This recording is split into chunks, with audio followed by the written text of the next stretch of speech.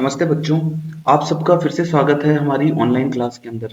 हम पादप रोग के लक्षण पढ़ रहे थे, हमारी जो यूनिट सेकंड है उसके तहत। और पादप रोग के लक्षणों को हमने बेसिकली 3 ब्रॉड कैटेगरी के अंदर डिवाइड करके पढ़ना शुरू किया था। कौन कौन सी है वो कैटेगरी? एक तो थे हमारी नेक्रोटिक सिम्टम, दूसरी थे हमारे एट्रोफिक या फिर हाइपोप्लास्टिक सिम्टम, और तीसरी जो हमारी कैटेगरी है उसका नाम है हाइपरट्रोफिक सिम्टम। तीसरी कैटेगरी का नाम क्या है? Hypertrophic symptom. इसमें से जो पहली ब्रॉड कैटेगरी थी नेक्रोटिक सिम्टम, वो हम कवर कर चुके। नेक्रोटिक सिम्टम के अंदर हमने स्पॉट, ब्लाइट, विल्ट ये सब सिम्टम्स कवर किए थे, ब्लोच हो गया। आज की जो हमारे जो पार्ट 2 है बेसिकली ये, इसमें हम ये जो बचे हुए 2 ब्रॉड कैटेगरी है, कौन कौन सी? एक तो एट्रोफिक या फिर हाइपोप्लास्टिक सिम्टम, और दूसरे हमारे हाइपरट्रोफिक या फिर हाइपरप्लास्टिक सिम्टम। इन सिम्टम्स को हम क्या करेंगे? समझेंगे और कवर करेंगे। तो नेक्रोटिक सिम्टम तो आपको याद होगा कौन से सिम्टम्स थे, जिनमें प्लांट के सेल की या फिर उसके टिश्यू की क्या हो रही थी? डेथ हो रही थी, उसकी वजह से जो हमें सिम्टम्स दिखाई दे रहे थे। तो ये तो हम कवर कर चुके। अब हम पढ़ेंगे सबसे पहले एट्रोफिक या फिर हाइपोप्लास्टिक सिम्टम। उसके बाद में हम हमारी तीसरी कैटेगरी की तरफ मूव करेंगे, जिसका नाम क्या है? Hypertrophic symptom. तो सबसे पहले हम एट्रोफिक या हाइपोप्लास्टिक सिम्टम्स को पढ़ना शुरू करते हैं। देखो बच्चों, एट्रोफिक या फिर जो हाइपोप्लास्टिक है, उसका सिंपल सा मतलब होता है विकास का रुक जाना या फिर ग्रोथ का नहीं होना या फिर अंडर डेवलप्ड रह जाना।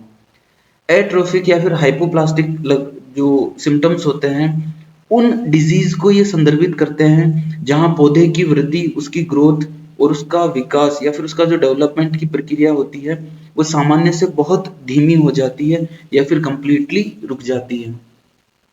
अब ये जो हाइपोट्रोफिक है, इसके होने के 2 कारण होते हैं, मतलब प्लांट की ग्रोथ के कम होने के क्या होते हैं? 2 कारण होते हैं मुख्यतः। एक तो क्या होता है? वो होता है असामान्य विभाजन।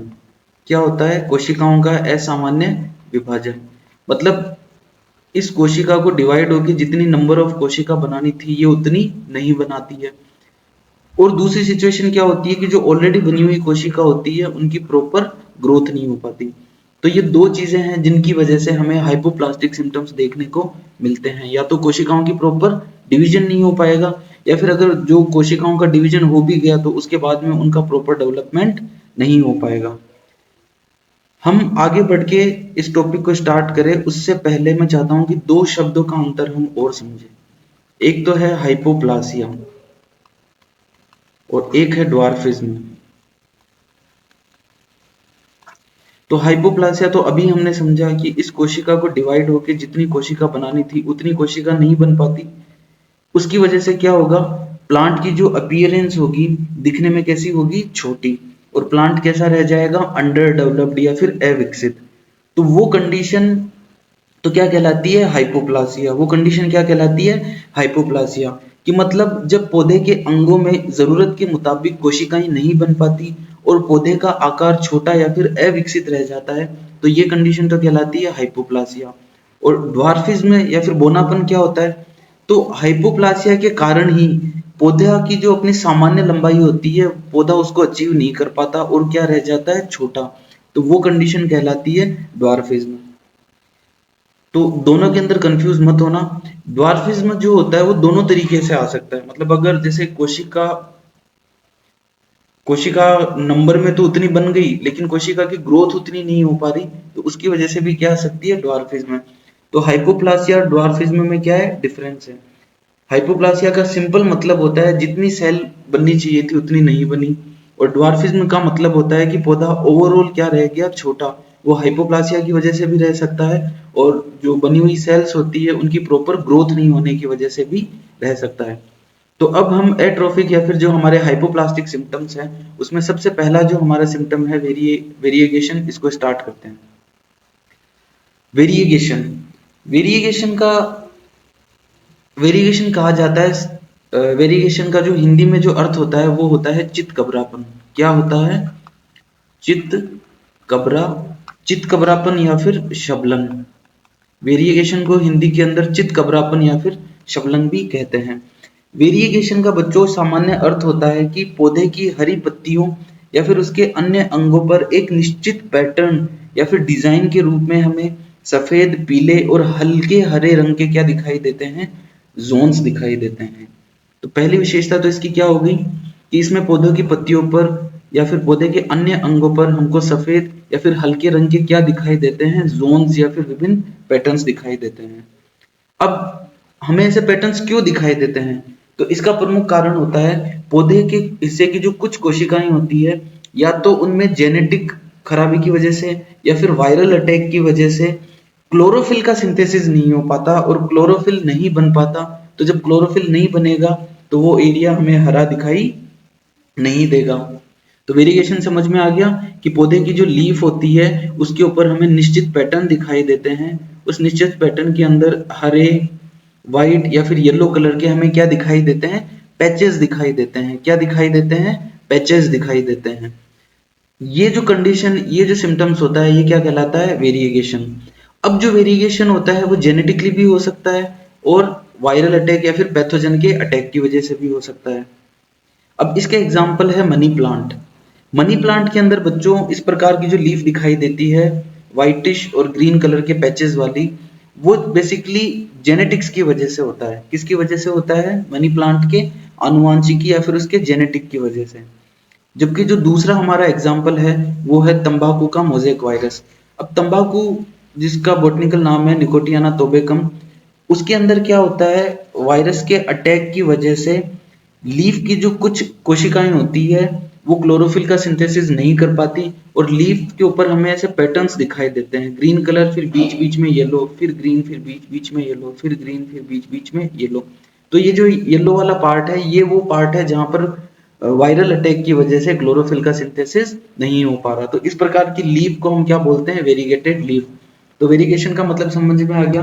वेरिगेशन का क्या मतलब है, आपको लीफ के ऊपर फिक्स क्या दिखाई देते हैं, कुछ पैटर्न दिखाई देते हैं। वो पैटर्न कैसे होते हैं, हल्के सफेद या फिर येलोइश कलर के पैटर्न होते हैं। दोनों कारण से हो सकते हैं, जेनेटिक की वजह से भी हो सकते हैं और पैथोजन के अटैक की भी वजह से हो सकते हैं। तो अब यहाँ पे हो क्या रहा है, अंडर डेवलप या फिर हमको एट्रोफिक सिम्टम्स दिखाई दे रहे हैं। अब ये प्लांट के लिए क्यों घातक है, अगर प्लांट का क्लोरोफिल कंटेंट खत्म हो जाएगा तो प्लांट प्रॉपर फोटोसिंथेसिस नहीं कर पाएगा। अब हम बच्चों एट्रोफिक सिम्टम के अंदर हमारे दूसरे सिम्टम की तरफ चलते हैं जिसका नाम है वेन क्लियरिंग। क्या नाम है, वेन क्लियरिंग। वेन क्लियरिंग को हिंदी के अंदर हम शिरा स्वच्छन या वेन्स का साफ होना भी कहते हैं। अब देखो इसका नाम स्पष्ट कर रहा है, वेन क्या हो जाएगी, क्लियर। तो सबसे पहले तो वेन को समझो कि वेन क्या है। ये हमारे पास एक लीफ है, इस लीफ के अंदर ये क्या है, हमारी मिडरिब, और मिडरिब के बाद में ये साइड में हमारी क्या है, वेन्स या फिर शिराएं। अब इस लक्षण का नाम क्या है, वेन क्लियरिंग। तो इस लक्षण में क्या होगा, ये जो वेन्स होती है जो कि सामान्यतः ग्रीन कलर की होती है, ये वेन, इनका कलर खत्म हो जाएगा। इनका क्या हो जाएगा, कलर खत्म हो जाएगा, और ये हमें ट्रांसल्यूसेंट या फिर येलोइश कलर की दिखाई देगी। तो इस प्रकार के सिम्टम्स को हम क्या कहते हैं, वेन क्लियरिंग। तो बच्चों वेन क्लियरिंग का सिंपल सा अर्थ होता है पत्तियों की शिराओं यानी कि उसकी वेन्स और उसके आसपास का जो टिश्यू होता है उनका अपना हरा रंग खो देना, और अल्टीमेटली वेन्स कैसी हो जाती है, पारदर्शी या फिर हल्की। अब ऐसा होता क्यों है, तो वायरल अटैक के कारण जो क्लोरोफिल कंटेंट होता है उसका फॉर्मेशन वेन्स के पास में क्या हो जाता है, खत्म हो जाता है, वेन्स के पास में खत्म हो जाता है, और प्लांट इससे बहुत बुरी तरीके से अफेक्ट होता है। क्यों, क्योंकि जल और जो खनिज लवणों का लीफ के अंदर जो लेटरल जो संवहन होता है वो क्या होता है, ब्लॉक हो जाता है, और क्लोरोफिल कंटेंट कम होने की वजह से प्रॉपर फोटोसिंथेसिस भी नहीं हो पाता, और प्लांट की जो यील्ड होती है वो भी क्या हो जाती है, कम हो जाती है। तो ये आपको समझ में आ गया। तो वेन क्लियरिंग एक एट्रोफिक सिम्टम्स होता है, इसमें जो वेन्स होती है वो क्या हो जाती है, पारदर्शी या फिर ट्रांसलूसेंट हो जाती है। इसका मुख्य कारण क्या होता है, तो इसका मुख्य कारण होता है वायरल अटैक। क्या होता है, वायरल अटैक। आरंभिक अवस्था के अंदर सिर्फ ये वेन्स तक रहता है और ये और घातक हो जाता है तो पूरी की पूरी लीफ के ऊपर फैल गया तो क्लोरोसिस कर देता है या फिर मोज़ेक पैटर्न बना लेता है। अब हम समझते हैं, इसके एग्जाम्पल को देखते हैं। तो इसका एक एग्जाम्पल है, ये जो आपको इमेज दिखाई दे रही होगी ये भिंडी की लीफ के ऊपर है। भिंडी की लीफ की ये इमेज है। तो भिंडी के ऊपर एक डिजीज होती है जिसका नाम है येलो वेन मोज़ेक, भिंडी का येलो वेन मोज़ेक। ये जो भिंडी के अंदर डिजीज होती है ये बेगोमो वायरस कैटेगरी का एक वायरस होता है जिसका नाम होता है भिंडी येलो वेन मोज़ेक वायरस, उसके द्वारा की जाती है। तो यहाँ पर देखो, ध्यान से देखो, भिंडी की जो लीफ है, ये देखो भिंडी की लीफ के अंदर ये जो हमें वेन्स दिखाई दे रही है ये क्या हो गई है, येलो। भिंडी के अंदर जो वेन्स क्या हो गई है, येलो। दूसरा जो इसका एग्जाम्पल है वो है गुड़हल, हिबिस्कस रोजा जो साइनेंसिस प्लांट होता है, उसके अंदर वायरल अटैक की वजह से, देखो अब यहाँ पे ध्यान से, ये देखो यहाँ पर ये जो वेन्स है ये कैसी हो गई है, येलो। वेन्स कैसी हो गई है यहाँ पर, येलो। फिर से देखो यहाँ पर वेन कैसी हो गई है, येलो। तो वेन का ये जो येलोपन है ये वाला सिम्टम ही क्या कहलाता है, वेन क्लियरिंग। किसकी वजह से होता है, वायरस की वजह से। 5-10 सेकंड के अंदर इसको फिर से रिवीजन करते हैं। वेन क्लियरिंग एक एट्रोफिक सिम्टम होता है। इसमें क्या होता है, प्लांट की जो वेन्स होती है वो ट्रांसल्यूसेंट या फिर येलोइश कलर की हो जाती है। इसका मुख्य कारण है वायरल अटैक। वायरल अटैक की वजह से क्लोरोफिल कंटेंट का प्रॉपर सिंथेसिस नहीं हो पाता और जो वेन्स होती है वो ट्रांसल्यूसेंट या फिर येलोइश कलर की हो जाती है। इससे प्लांट का जो फोटोसिंथेसिस है वो अफेक्ट होता है। क्यों? क्योंकि इसमें क्लोरोफिल कंटेंट बनना बंद हो जाता है। अगर वेन क्लियरिंग बहुत ज्यादा घातक हो जाती है तब ये क्लोरोसिस या फिर मोज़ेक के अंदर कन्वर्ट हो जाती है। ये चीज आई आपको समझ में। अब आगे बढ़ने से पहले मैं आपको एक टर्म और है जिसका नाम है वेन बेंडिंग। क्या नाम है, वेन बेंडिंग। इसके अंदर भी आपको अंतर समझाना चाहता हूँ। तो वेन क्लियरिंग तो आपने समझ ही ली, जिसको मैं यहाँ पे शॉर्ट में लिख रहा हूँ वीसी। एक होता है वेन बेंडिंग। अगर मान लो जो लीफ है उसकी वेन्स, यहाँ पे कौन अफेक्ट हो रही थी, वेन। अगर वेन खुद ही ट्रांसलूसेंट या फिर येलोइश कलर की हो जाती है तब तो वो सिम्टम क्या कहलाता है, वेन क्लियरिंग। लेकिन अगर मान लो वेन्स तो ग्रीन रहे और उसके आसपास की जो पट्टिकाएं हैं, उसके आसपास की जो सेल्स हैं वो पीली पड़ जाए तो वो कंडीशन कहलाती है वेन बेंडिंग। क्या कहलाती है, वेन बेंडिंग। कि अगर मान लो ये हमारे पास लीफ है, अब लीफ के अंदर ये जो हमारे पास वेन्स है ये तो क्या रहे, ग्रीन, लेकिन इसके आसपास की जो कोशिकाएं हैं, इसके आसपास की जो कोशिकाएं हैं वो क्या हो जाए, हरी। वो क्या हो जाए, हरी। और सॉरी, उसके आसपास की कोशिकाएं कैसी हो जाए, यहाँ पर येलो। तो इस प्रकार का जो सिम्टम्स होता है उसको अपन कहते हैं वेन बेंडिंग। तो आई होप आपको वेन क्लियरिंग और वेन बेंडिंग और इसके जो एग्जाम्पल थे वो समझ में आ गए होंगे। अब हम हमारे तीसरे सिम्टम्स की तरफ चलते हैं। कौन से, एट्रोफिक के तीसरे सिम्टम की तरफ चलते हैं जिसका नाम है क्लोरोसिस। तीसरे सिम्टम का क्या नाम है यहाँ पर, क्लोरोसिस। तो क्लोरोसिस में क्या होता है, तो क्लोरोसिस भी बच्चों एक तरीके का एट्रोफिक सिम्टम होता है। इसमें जो वायरल अटैक होता है इसकी वजह से जो क्लोरोफिल का कंटेंट होता है उसका प्रॉपर सिंथेसिस नहीं हो पाता और क्लोरोफिल कंटेंट की सिंथेसिस नहीं होने की वजह से जो पर्टिकुलर सेल्स होती है वो हमें कैसे दिखाई देती है, येलो कलर की दिखाई देती है। कैसे दिखाई देती है, येलो कलर की दिखाई देती है। लेकिन इसमें एक चीज यहाँ पर ऐसे समझो कि लीफ जो आपको येलो दिखाई देगी ना तो वो आपको ऐसे मोज़ेक फॉर्मेट के अंदर नहीं दिखाई देगी। पूरा का पूरा हिस्सा ही क्या होने लग जाता है, यहाँ पर पीला पड़ जाता है। पूरा का पूरा हिस्सा ही क्या हो जाता है, पीला पड़ जाता है। तो ये कहलाता है क्लोरोसिस। लेकिन अगर मान लो यही सिम्टम आपको, जैसे ये लीफ है, ये बीच में हरी है और बीच में येलो है, फिर बीच में हरी है और फिर बीच में येलो है। अगर क्लोरोसिस इस फॉर्मेट के अंदर होता है तब तो हम उसे कहते हैं मोज़ेक।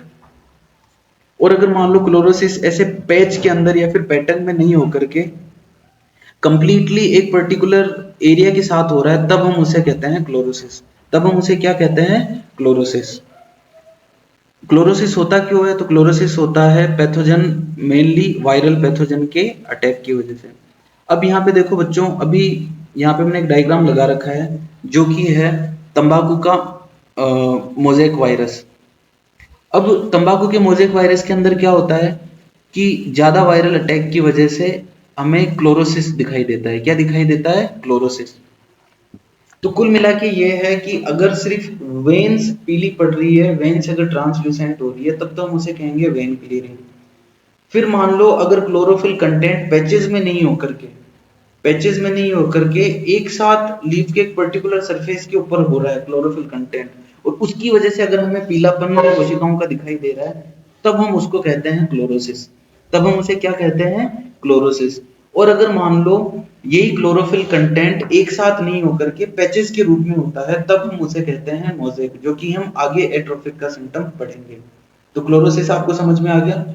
एक बार वापस रिवीजन करवा देता हूँ। क्लोरोसिस बेसिकली एक तरीके का एट्रोफिक सिम्टम होता है, जिसमें जो प्रतिकूल परिस्थितियां होती है, चाहे वो फंगल अटैक हो, चाहे वो वायरल अटैक हो, या फिर और किसी पैथोजन का अटैक हो, या फिर अगर न्यूट्रिशन की कमी हो, उसकी वजह से प्रॉपर जो क्लोरोफिल जो पिगमेंट है उसका सिंथेसिस नहीं हो पाता, और उसकी वजह से जो लीव्स होती है हमें येलोइश कलर की दिखाई देती है। ये सिम्टम क्या कहलाता है? क्लोरोसिस। ये सिम्टम क्या कहलाता है? क्लोरोसिस।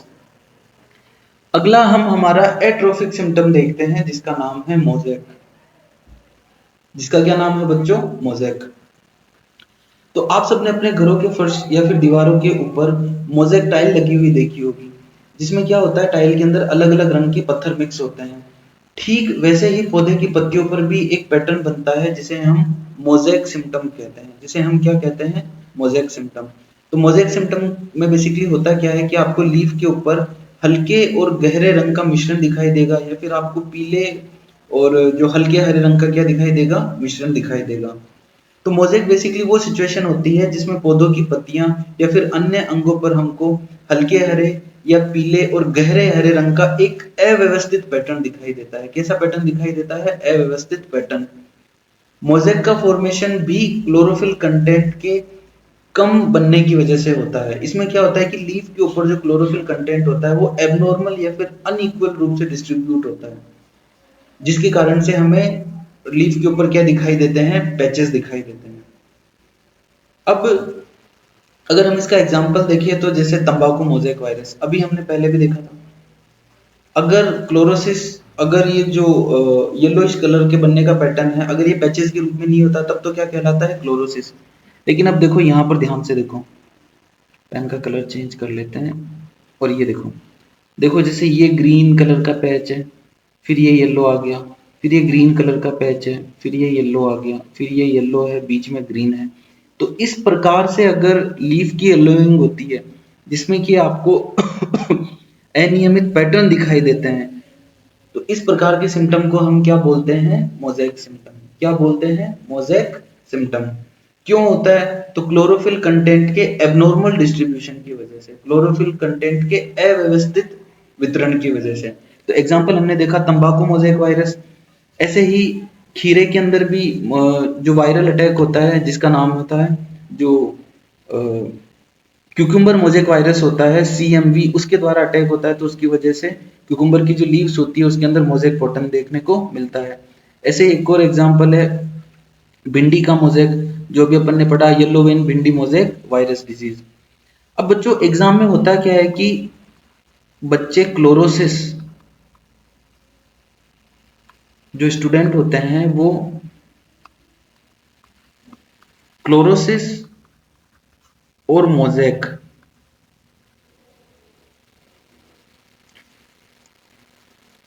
क्लोरोसिस और मोज़ेक, इन दोनों के अंदर क्या है? कंफ्यूज हो जाते हैं।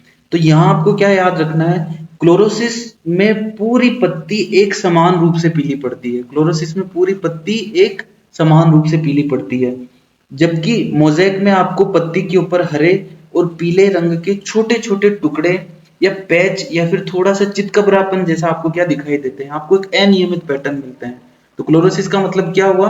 पत्ती एक यूनिफॉर्म रूप से क्या हो रही है? येलो हो रही है। जबकि मोज़ेक में क्या होता है, आप पत्ती पूरी यूनिफॉर्म रूप से पीली नहीं होती, बल्कि आपको छोटे छोटे पैचेस के अंदर दिखाई देते हैं, कुछ ग्रीन और येलो।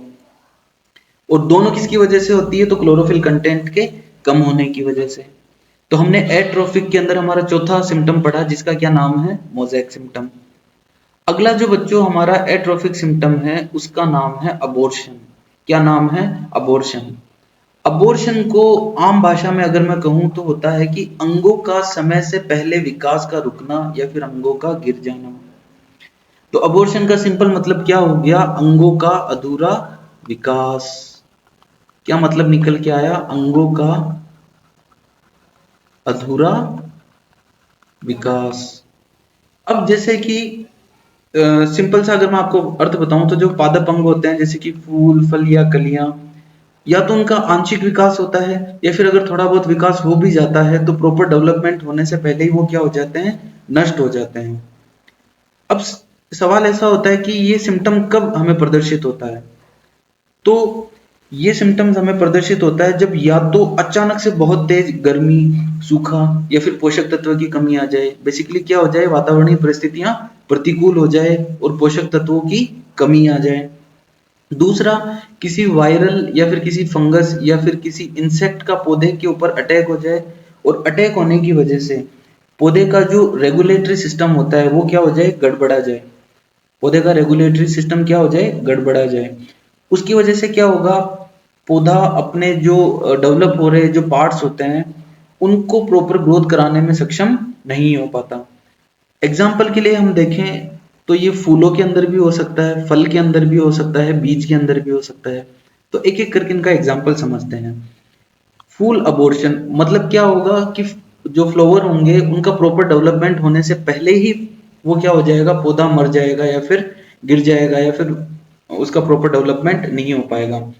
एग्जाम्पल के लिए सोयाबीन, ग्लाइसिन मैक्स की फसल के अंदर कुछ विशेष कीड़े होते हैं, फॉर एग्जाम्पल के लिए थ्रिप्स, कुछ विशेष जो कीट होते हैं जैसे कि थ्रिप्स, या फिर वायरल अटैक की वजह से उसकी जो कलियां होती है वो पहले ही टूट के गिर जाती है। ऐसे ही फल का अबॉर्शन हमें देखने को मिलता है। फल का अबॉर्शन हमें देखने को मिलता है टमाटर के अंदर। टमाटर में अगर आपका टेम्परेचर एकदम से बढ़ जाता है या फिर टमाटर के अंदर एक वायरस वायरस है उसका अटैक हो जाता है जिसका नाम है tomato yellow leaf curl virus. क्या नाम है? Tomato yellow leaf curl virus. अगर इस वायरस का अटैक हो जाता है तो जो फल होते हैं वो प्रॉपर पकने से पहले ही टूट के क्या हो जाते हैं, गिर जाते हैं। फल जो होते हैं वो प्रॉपर समय से पहले ही क्या हो जाते हैं, टूटकर गिर जाते हैं। अगला जो है हमारा वो है फ्रूट। फ्रूट का तो हमने देख ही लिया। अब हमारा बचा है बीज या फिर सीड का अबॉर्शन। तो सीड के अबॉर्शन में क्या होता है, मक्का के पौधों में इनिशियल स्टेज में ही क्या होता है कि फंगल का अटैक हो जाए। फॉर एग्जांपल के लिए फ्यूजेरियम, मक्का में अगर किसका अटैक हो जाए, यहाँ पर फ्यूजेरियम। तो मक्का में जब इनिशियल स्टेज के अंदर ही फ्यूजेरियम का अटैक हो जाता है तो मक्का का जो भुट्टा होता है उसके अंदर दाने पूरी तरीके से नहीं बन पाते और दानों का जो भ्रूण होता है वो अंदर ही मर जाता है और जो भुट्टा होता है वो आधा खाली रह जाता है। अब देखो यहाँ पर इस पर्टिकुलर एरिया के बाद में जो फ्रूट्स है उनका डेवलपमेंट नहीं हो पाया और इनका विकास क्या हो गया, यहाँ पर रुक गया। तो ये क्या कहलाता है, सीड अबॉर्शन। क्या कहलाता है, सीड अबॉर्शन। तो हम एट्रोफिक सिम्टम पढ़ रहे थे, तो जहां एट्रोफिक सिम्टम आ गया ऑब्वियस सी चीज है कि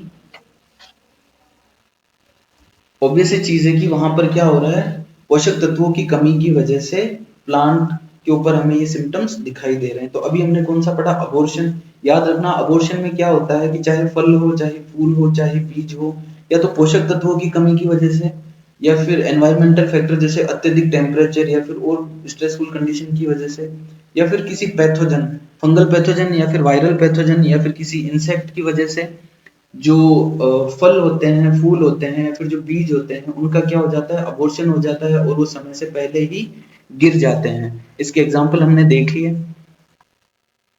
तो अगला हम देखते हैं हमारा एट्रोफिक सिम्टम जिसका नाम है रोजेटिंग। क्या नाम है, रोजेटिंग। इसको पढ़ने से पहले एक बार चलो समराइज करो, अभी तक हमने कौन कौन से एट्रोफिक हमारे सिम्टम देखे। तो हमने देखा वेरिएगेशन, हमने सबसे पहला कौन सा देखा, वेरिएगेशन। वेरिएगेशन के बाद में हमने देखा वेन क्लियरिंग। वेन क्लियरिंग के साथ में आप एक चीज याद कर लो, बेसिकली क्लोरोफिल कंटेंट के कम होने की वजह से हमने टोटल 3 प्रकार के सिम्टम देखे। एक तो हमने देखा वेन क्लियरिंग, दूसरा हमने कौन सा देखा, क्लोरोसिस, और तीसरा हमने कौन सा देखा, तीसरा हमने देखा मोज़ेक। तीसरा हमने कौन सा देखा, मोज़ेक। इन तीनों में डिफरेंस भी आपको समझ में आ गया था। वेन क्लियरिंग के साथ ही हमने यहाँ पर इसका एक और जुड़वा भाई देखा था जिसका क्या नाम था, वेन बेंडिंग। अब हम हमारा अगला सिम्टम पढ़ेंगे। अच्छा, इससे पहले हमने एक सिम्टम और जो है वो देख लिया, जिसका क्या नाम है, अबॉर्शन। अबॉर्शन के बाद में अब हम जो हमारा अगला सिम्टम देखेंगे उसका नाम है रोजेटिंग। क्या नाम है उसका? नाम है बच्चों रोजेटिंग। तो अब हम हमारा अगला एट्रोफिक सिम्टम देखते हैं, जिसका नाम है रोजेटिंग। जिसका क्या नाम है, रोजेटिंग। अब बच्चों, ये जो रोजेटिंग शब्द है ये रोजेट से आया है, और रोजेट का अर्थ होता है रोज या फिर गुलाब की तरह। इस बीमारी के लक्षण में क्या होता है, पौधे की जो पत्तियां होती है वो इस तरीके का आकार ले लेती है कि देखने में हमें ये लगता है कि जैसे कोई गुलाब का फूल खिला हो। तो रोजेटिंग वह स्थिति है जिसमें पौधे के तने के जो इंटरनोड होते हैं, इंटरनोड क्या होते हैं, दो नोड के बीच की दूरी। पौधे के तने के ऊपर जो इंटरनोड होते हैं वो क्या होते हैं, दो नोड के बीच की दूरी। तो इंटरनोड की लंबाई क्या हो जाती है, सामान्य रूप से नहीं बढ़ पाती। इसके कारण पत्तियां तने के ऊपर जो दूर दूर फैलने के बजाय बहुत पास पास ही एक ही जगह पर घने गुच्छे के रूप में लग जाती है, और यही सिम्टम क्या है हमारा, रोजेटिंग। चलो इसको देखो, समझते हैं। जब बच्चों ये तना है, ठीक है, तने के ऊपर हमारे ये क्या पाए जाते हैं, नोड। नोड वो पार्ट है जहां पर क्या लगी हुई होती है, लीफ। नोड वो पार्ट है जहां पर क्या लगी हुई होती है, लीफ। अब देखो सिचुएशन क्या हुई कि इसके अंदर आपने देखा कि जैसे ये जो नोड है ये वाला, ये यहाँ आ गया, फिर ये वाला नोड ये आ गया, और ये वाला नोड ये आ गया। तो ये जो इंटर नोड है, मतलब देखो ये दूरी कितनी कम रह गई और ये दूरी भी कितनी कम रह गई। तो लीफ पहले कितनी दूर दूर लग रही थी, अब लीफ देखो कितनी पास पास लग गई। लीफ कितनी पास पास लग गई। तो ये वाला जो सिम्टम होता है ये क्या कहलाता है, रोजेटी सिम्टम। अब ये होता क्यों है, तो Rossetti symptom mainly viral attack की वजह से, या फिर जो माइकोप्लाज्मा होते हैं, माइकोप्लाज्मा क्या होते हैं, सॉरी, वायरल अटैक की वजह से, या फिर जो फाइटोप्लाज्मा होते हैं उनकी वजह से होता है। किसकी वजह से होता है, वायरल अटैक की वजह से या फिर फाइटोप्लाज्मा के अटैक की वजह से।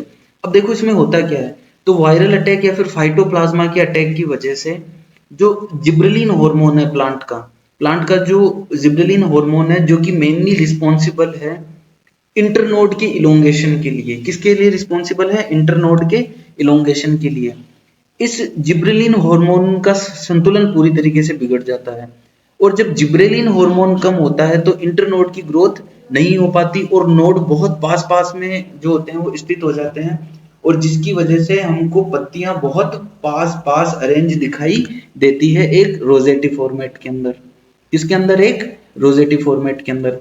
तो याद रखना बच्चों, रोजेटी फॉर्मेटिंग का सिम्टम क्या होता है कि इस सिम्टम के अंदर हमें पेड़ की जो पत्तियां होती है वो एक जगह गुच्छे के रूप में गुलाब के फूल की तरह दिखाई देती है। क्यों होता है ये, तो वायरल अटैक या फिर फाइटोप्लाज्मा के अटैक के कारण जिब्रेलिन हार्मोन का जो संतुलन है वो बिगड़ जाता है, और उसकी वजह से जो इंटरनोड की प्रॉपर ग्रोथ है वो नहीं हो पाती। और इंटरनोड की अगर प्रॉपर ग्रोथ नहीं हो पाती तो पौधा अपन को जमीन पर ऐसा चपटा फैला हुआ दिखाई देता है, और उसकी लीव्स हमें गुलाब के फूल की तरह दिखाई देती है। अब पौधे को तो देखो इससे नुकसान है ही है, फोटोसिंथेसिस प्रॉपर नहीं हो पाएगा, लीफ का प्रॉपर डेवलपमेंट नहीं हो पाएगा, पौधे की हाइट नहीं बढ़ पाएगी। इसका एग्जांपल बच्चों अपन देखते हैं, एक जिसका है नाम मूंगफली का रोजेट। मूंगफली का जो रोजेट है वो एक वायरस है जिसका नाम है groundnut rosette virus, GRV virus. इस ग्राउंड नट रोजेटी वायरस के कारण होता है, और इसमें मूंगफली का पूरा पौधा आपको बोना और देखो ये चपटा यहाँ पे ऐसे दिखाई देता है। दूसरा एग्जांपल मैंने यहाँ पे लिया है, उसका नाम है पीच रोजेट। पहला तो अपन ने किसकी वजह से देखा, वायरस की वजह से। दूसरा एग्जांपल मैंने लिया है यहाँ पर फाइटोप्लाज्मा वाला। अब इस पीच रोजेट के अंदर क्या होता है, तो फाइटोप्लाज्मा के अटैक के कारण, फाइटोप्लाज्मा एक तरीके के बैक्टीरिया जैसे जो माइक्रो ऑर्गेनिज्म होते हैं, लेकिन इनमें कोशिका वृद्धि नहीं होती, तो इनके कारण क्या होता है कि जो आड़ू के पौधे की नई बनने वाली टहनियां होती है उनके इंटरनोड बहुत पास पास आ जाते हैं, और प्लांट की प्रॉपर ग्रोथ नहीं हो पाती। तो आपको हमारा ये वाला जो एट्रोफिक सिम्टम था जिसका नाम था रोजेटिंग, आई होप ये समझ में आ गया होगा। अब हम हमारे बच्चों अगले सिम्टम की तरफ चलते हैं, एट्रोफिक सिम्टम जिसका नाम है ड्वार्फिज्म या फिर बोनापन। जिसका क्या नाम है? ड्वार्फिज्म या फिर बोनापन। तो ड्वार्फिज्म का वैसे अगर अपन साइंटिफिक टर्म में मैं बात करूं तो उप सामान्य विकास, सब नॉर्मल डेवलपमेंट, यानी कि जब कोई खतरनाक रोगजनक पौधे पर हमला करता है तो उसकी वजह से पौधे की जो शारीरिक और जो बायोलॉजिकल जो प्रोसेसेस होती है उसके अंदर क्या होता है? व्यवधान उत्पन्न होता है। और व्यवधान उत्पन्न होता है उसकी वजह से पौधा अपनी सामान्य ऊंचाई तक नहीं बढ़ पाता, सामान्य ऊंचाई तक नहीं बढ़ पाता। यही क्या कहलाता है? ड्वार्फिज्म। यही क्या कहलाता है? ड्वार्फिज्म। अब ड्वार्फिज्म का जो मेन जो कारण है वो है हाइपोप्लासिया। हाइपोप्लासिया का मतलब क्या हुआ कि भाई एक कोशिका को डिवाइड होकर जितनी कोशिका बनानी चाहिए थी उतनी नहीं बना पा रही। तो ऑब्वियस सी चीज है कि प्लांट का जो ऑर्गन होंगे, प्लांट के जो टिश्यूज होंगे, जो सॉरी ऑर्गन तो क्या, प्लांट के जो टिश्यूज होंगे वो प्रॉपर ग्रोथ नहीं कर पाएंगे और पौधा कैसा हो जाएगा? छोटा रह जाएगा। एक तो ये कारण है। और दूसरा कारण क्या है कि मान लो अगर पौधे को नीचे से ही न्यूट्रिशन कम मिल रहा है रूट से, तो उसकी वजह से भी पौधे के अंदर क्या हो जाता है? बोनापन आ जाता है। ड्वार्फिज्म की वजह से पौधे की उत्पादकता घट जाती है और उसमें फ्रूट और जो फ्लोरिंग है वो सामान्य से कम होती है। एग्जाम्पल के लिए देखो मक्के के अंदर पाया जाने वाला बोनापन। अब मक्के का जो बोनापन होता है वो एक वायरल अटैक की वजह से, एक वायरस की वजह से होता है, जिस वायरस का नाम होता है मेज ड्वार्फ मोज़ेक वायरस। क्या नाम है? मेज ड्वार्फ मोज़ेक वायरस। इस वायरस के अटैक की वजह से पौधे के जो इंटरनोड होते हैं वो छोटे रह जाते हैं और मक्के के पौधे की हाइट नहीं बढ़ पाती। दूसरा एग्जाम्पल मैंने लिया है चावल का टंगरो रोग। चावल का टंगरो रोग, चावल कह दो या फिर धान कह दो, इसकी फसल में यह बीमारी राइस टंगरो बेसिलिफॉर्म वायरस, राइस टंगरो बेसिलिफॉर्म वायरस की वजह से होती है। इससे इससे क्या होता है कि अ, और इसका जो संक्रमण होता है वो हरी फतकी के वो जो लीफ ऑफर्स होते हैं जो कि पत्तियों को खाते हैं उनके द्वारा ये जो वायरस होता है वो एक पेड़ से दूसरे पेड़ के ऊपर फैलता है। इसमें पौधे में अत्यधिक बौनापन आ जाता है और उसकी पत्तियों का कलर पीला और नारंगी हो जाता है। ये देखो यहाँ पर, ये कौन सा डिजीज है? राइस का टंगरो डिजीज। और ऐसे वायरसेस होते हैं फॉर एग्जांपल के लिए जैसे व्हीट ड्वार्फ वायरसेस, या फिर जौ के अंदर जो बार्ले येलो ड्वार्फ वायरसेस होता है, तो वो भी क्या करते हैं? बोनापन करते हैं। उसकी वजह से गेहूं और जो जौ के पौधे होते हैं वो हमें छोटे झाड़ी नुमा दिखाई देते हैं। अब एक चीज देखो, आगे बढ़ने से पहले अब बहुत सारे बच्चों को कंफ्यूजन हो जाएगा कि सर अभी आपने पिछले वाली क्लास के अंदर रोजेटिंग बताया था, उसमें भी पौधे की इंटरनोड जो इंटरनोड क्या हो रहे थे? कम हो रहे थे और पौधा बेसिकली छोटा और चपटा हो रहा था। तो दिखने में तो वो भी बोना दिख रहा था। और अब आप यहाँ पर पढ़ा रहे हो ड्वार्फिज्म। तो बच्चों देखो इन दोनों के अंदर एक बेसिक अंतर है, वो आप सबसे पहले समझो। ड्वार्फिज्म में क्या होता है कि पूरा जो पौधा होता है वो आनुपातिक रूप से छोटा हो जाता है। सिर्फ उसके इंटरनोड ही छोटे नहीं होते, उसकी लीफ भी छोटी हो जाएगी, फ्रूट्स भी उतने प्रॉपर नहीं बन पाएंगे, फ्लोर का साइज भी छोटा रह जाएगा, मतलब पौधा आनुपातिक रूप से आपको दिखने में छोटा लगेगा। जबकि रोजेटिंग में क्या होता है कि सिर्फ जो इंटरनोड होता है ना वो छोटा रह जाता है, बाकी लीफ वगैरह वो तो ऐसे प्रॉपर बनती है और दिखने में अपन को गुच्छे के रूप में दिखाई देती है। तो रोजेटिंग और ड्वार्फिज्म में क्या है? अंतर है। दोनों को एक मत समझना, दोनों अलग अलग है। रोजेटिंग में हमें इंटरनोड की कमी की वजह से ऐसे लगता है जैसे एक ही जगह पर कोई बहुत सारे फूल की पत्तियां खिल रखी हो, जबकि ड्वार्फिज्म के अंदर पौधा आनुपातिक रूप से क्या हो जाता है? छोटा हो जाता है। तो अभी हमने हमारा अगला एट्रोफिक सिम्टम ड्वार्फिज्म कवर कर लिया। अब हम हमारा अगला एट्रोफिक सिम्टम देखते हैं जिसका नाम है रिंकलिंग। क्या नाम है उसका बच्चों? रिंकलिंग। रिंकलिंग का जो अगर नॉर्मल मैं आपको हिंदी में मतलब बताऊं तो उसका मतलब होता है पत्तियों का सिकुड़ना या फिर झुर्रियां होना। रिंकलिंग का सिंपल सा मतलब क्या निकलता है? झुर्रीदार हो जाना या फिर पत्तियों का सिकुड़ना। तो देखो जैसे जैसे इंसानों के अंदर उम्र बढ़ती है तो हमारी त्वचा पर भी क्या आ जाती है? झुर्रियां। तो वैसे ही पौधों के अंदर भी कुछ बीमारियां होती है जिसमें उनकी पत्तियां क्या हो जाती है? झुर्रीदार हो जाती है। अब सवाल आता है कि रिंकलिंग होता कब है, झुर्रीदार सिम्टम आपको कब दिखाई देगा।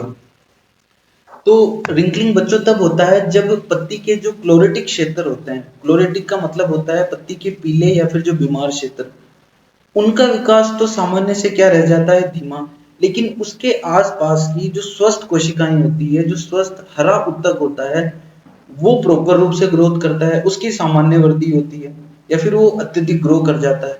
अब उसकी वजह से होगा क्या, जो येलो कलर का जो रोगग्रस्त पार्ट था या फिर जो लेस क्लोरोफिल कंटेंट वाला पार्ट था, उसकी कोशिकाएं तो सामान्यतः आकार में छोटी रह जाएगी, और जो उसके पास में जो हेल्दी टिश्यू था वो और ग्रो कर जाएगा। तो पौधे की लीफ को आपको देखने के ऊपर क्या लगेगा, जैसे इसके ऊपर क्या हो रखी हो, झुर्रियां। इतनी बात आई समझ में। अब देखो यहाँ पर, जैसे ये जो हमारे डिजीज वाला पार्ट था, यहाँ की कोशिकाएं देखो प्रॉपर वृद्धि नहीं कर पा रही, तो ये तो छोटी रह गई, और ये जो ग्रीन पार्ट है ये वृद्धि कर गया, ये वाला पार्ट वृद्धि कर गया है, हेल्दी टिश्यू क्या कर गया यहाँ पर, वृद्धि कर गया। तो दिखने में अब क्या ऐसा नहीं लग रहा जैसे कि पत्तियों के ऊपर क्या हो गई हो, झुर्रियां पड़ गई हो, लीफ के ऊपर क्या हो गई हो, रिंकल्स हो गई हो। रिंकलिंग की मुख्य विशेषता यह है, एक तो कि इनका असमान विकास होता है टिश्यू का। क्यों क्यों होती है रिंकलिंग डेवलप, कहीं पर टिश्यू अच्छी ग्रोथ कर गया, कहीं पर टिश्यू ने बिल्कुल कम ग्रोथ करी। दूसरा, इसकी वजह से क्या होता है, प्लांट का अपना जो फोटोसिंथेटिक एरिया है वो अफेक्ट हो जाता है, प्लांट प्रॉपर फोटोसिंथेसिस नहीं कर पाएगा, तो फोटोसिंथेसिस की रेट के अंदर कम आएगी, फूड कम बनेगा। तीसरा क्या होगा कि ये जो रिंकलिंग जो होता है वो मेनली वायरल अटैक की वजह से होता है। अभी अपन ने जब पहले क्लोरोसिस और मोज़ेक पढ़ा था, तब हमने समझा था कि वायरल अटैक की वजह से प्रॉपर क्लोरोफिल कंटेंट नहीं बन पाता। तो वो सिम्टम जैसे हमने मोज़ेक देखे। अब मोज़ेक में आप देखो कि आपको ऐसे पैटर्न्स दिखाई देते हैं ना, येलो कलर का पैच है, फिर उसके पास में ग्रीन कलर का पैच है जो कि अनइवनली डिस्ट्रीब्यूटेड है। तो वायरल अटैक की वजह से ज्यादातर क्या आपको देखने को मिलता है, रिंकल। क्यों, अब वो येलो कलर के पैचेस वाली जो कोशिकाएं होगी उनकी ग्रोथ तो रुक गई, उनमें तो फोटोसिंथेसिस हो नहीं रहा, जबकि जो हेल्दी जो टिश्यू बचा हुआ उनका ग्रोथ हो रहा है। तो मोज़ेक के साथ साथ आपको क्या देखने को मिलता है बच्चों, रिंकल्स। क्या देखने को मिलता है, रिंकल्स। एग्जाम्पल ऑलरेडी हम पीछे देख चुके हैं, टोबैको मोज़ेक वायरस और पपीता मोज़ेक वायरस। तो हमने हमारा एट्रोफिक सिम्टम के जो हमारे लक्षण थे बच्चों, वो सारे हमने कवर कर लिए। तो जो दूसरी ब्रॉड हमारी कैटेगरी थी वो कौन सी थी, एट्रोफिक, या फिर मैं कहूं हाइपोट्रोफिक सिम्टम, जो कि प्लांट के अंदर अंडर डेवलपमेंट या फिर लेस ग्रोथ होने की वजह से बनने वाले सिम्टम थे। इसके अंदर हमने देख लिया, आप इस स्क्रीन को एक बार पॉज करना, पिछले जो हमने सारे सिम्टम्स पढ़े ये उनकी एक समराइज्ड फॉर्म है। एट्रोफिक सिम्टम के अंदर हमने वेरिएगेशन ना, वेरीगेटेड लीफ के बारे में, फिर वेन क्लियरिंग और साथ में vein bending, chlorosis, mosaic, abortion, rosetting, dwarfism और रिंकलिंग पढ़ा। इनके बीच में बेसिक डिफरेंस चलो मैं ही बता देता हूँ। वेरिएशन में क्या हो जाता है, बेसिकली आपको सफेद और पीले पैटर्न दिखाई देते हैं। क्यों, क्लोरोफिल कंटेंट कम होने की वजह से, क्लोरोफिल का प्रॉपर सिंथेसिस नहीं होने की वजह से। लेकिन ये क्या होते हैं, थोड़े से फिक्स पैटर्न के रूप में होते हैं, अनइवनली डिस्ट्रीब्यूटेड नहीं होते। फिर वेन क्लियरिंग, तो इसमें क्या होता है, वायरल अटैक की वजह से जो वेन्स होती है, जो शिराएं होती है, उनमें क्लोरोफिल कंटेंट का लॉस हो जाता है, जिसकी वजह से जो वेन्स होती है वो हमें ट्रांसल्यूसेंट, पारभासी या फिर येलोइश कलर की दिखाई देती है। और अगर मान लो वेन तो जो है वो ग्रीन कलर की हो, लेकिन अगर उसके पास वाला जो सेल्स होती है अगर वो पीली हो जाती है, तब हम उसे कहते हैं वेन बेंडिंग। फिर तीसरा सिम्टम हमने पढ़ा, ये तीनों कनेक्टेड है, ये तीनों कनेक्टेड है, और फिर इन्हीं से कनेक्टेड है रिंकलिंग। फिर क्लोरोसिस में क्या हो रहा था, तो इसमें भी पोषक, या तो पोषक तत्वों की कमी या फिर किसी वायरल अटैक की वजह से क्लोरोफिल कंटेंट कम हो रहा था, जिसकी वजह से पौधा अपना हरापन खो रहा था और आपको लीफ क्या दिखाई दे रही थी, पीली। लेकिन इसमें जो लीफ होते हैं वो हमें यूनिफॉर्मस रूप से क्या दिखाई देती है, येलो। फिर अगला हमारा सिम्टम था जिसका नाम था मोज़ेक सिम्टम। तो मोज़ेक सिम्टम में क्या हो रहा था कि वही क्लोरोफिल कंटेंट की कमी की वजह से क्लोरोफिल लीफ के ऊपर अनइवनली डिस्ट्रीब्यूट था, कुछ कोशिकाओं के अंदर क्लोरोफिल नहीं है, कुछ के अंदर है। तो आपको मोज़ेक पैटर्न के अंदर येलो और ग्रीन कलर के क्या दिखाई देते हैं बच्चों, पैचेस दिखाई देते हैं। इस सिम्टम को हम क्या बोलते हैं, मोज़ेक। इस सिम्टम को हम क्या बोलते हैं, मोज़ेक।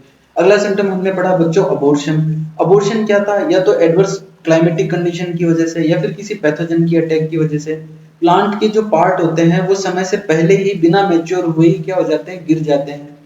ये फॉर एग्जांपल हमने फ्रूट अबॉर्शन, लीफ अबॉर्शन और जो बड अबॉर्शन वगैरह है ये देखा था। अगला सिम्टम हमने देखा था बच्चों रोजेटिंग। रोजेटिंग क्या होता है, तो पैथोजन के अटैक की वजह से पैथोजन जैसे कि वायरल अटैक हो गया या फिर ये फाइटोप्लाज्मा हो गया, इसके अटैक की वजह से जिब्रेलिन हार्मोन का संतुलन बिगड़ जाता है। जिब्रेलिन हार्मोन कम बनने की वजह से जो इंटरनोड होते हैं उनकी हाइट कम रह जाती है और आपको एक पत्तियों का गुच्छा दिखाई देता है जैसे कि कोई गुलाब का फूल हो। तो अगला सिम्टम हमने देखा था रोजेटिंग। अगला जो सिम्टम हमने देखा बच्चों उसका नाम था ड्वार्फिज्म। ड्वार्फिज्म क्या था कि कोशिका विभाजन में बाधा उत्पन्न होती है, उसकी वजह से जो प्लांट का ओवरऑल जो आकार होता है वो छोटा रह जाता है और पौधा हमें कैसा दिखाई देता है, कोना। अगला सिम्टम हमने देखा था बच्चों रिंकलिंग।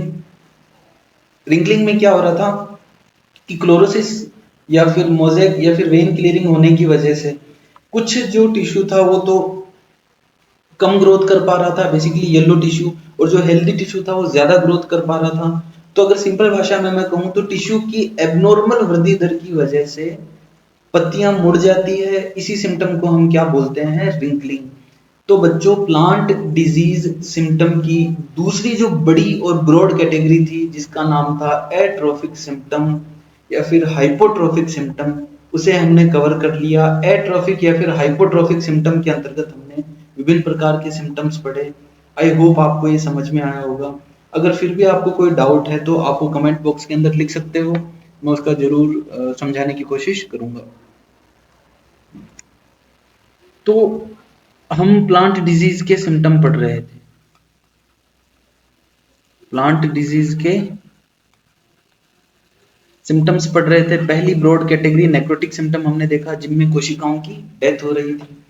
दूसरी जो ब्रॉड कैटेगरी थी हमारी जिसका नाम था एट्रोफिक या फिर हाइपोप्लास्टिक सिम्टम, इसको हमने देखा। इसमें क्या हो रहा था कि कोशिकाओं की डेथ तो नहीं हो रही थी लेकिन कोशिकाओं की अल्प वृद्धि या फिर पादप के जो पर्टिकुलर पार्ट होते हैं उनकी अल्प वृद्धि हो रही थी, उसकी वजह से हमें देखने वाले सिम्टम थे, ये हमने कवर कर लिया।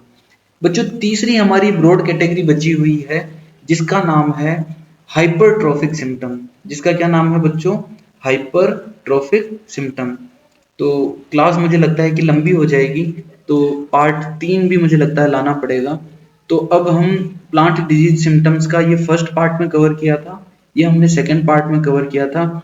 मैं तीसरा पार्ट और लेके आऊंगा। तीसरे पार्ट के अंदर हम हाइपरट्रोफिक या फिर हाइपरप्लास्टिक सिम्टम जो कि हमारे लास्ट सिम्टम्स है उनको देखेंगे।